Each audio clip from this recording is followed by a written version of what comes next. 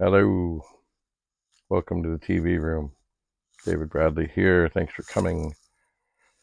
I was thinking there's a lot of things about these old machines that are very, no pun intended, basic to a lot of people.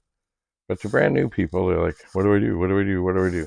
So just imagine you have a Commodore 64 or a VIC-20 or a Commodore 128 or a PET, and you have it connected, but all you have is a data set and a tape, like a cassette tape. That's all you got. And you're like, what do I do? What could I possibly do to see what's what here? Well, it's quite simple on any of those and other machines of the Commodore variety, not the Amiga. You type in LOAD and hit return, load. And it should then say, or direct you to press play on tape. Either press play on tape or stay on tape 1 or whatever. Whatever it says, press play.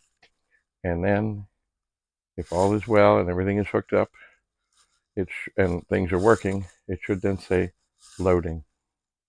And then just sit back and watch and see what happens. So you want to load something? Load something. LOAD. Hit enter or return. Press play on the data set after the tape is properly in there. See what happens. That's it. That's all. Bye for now.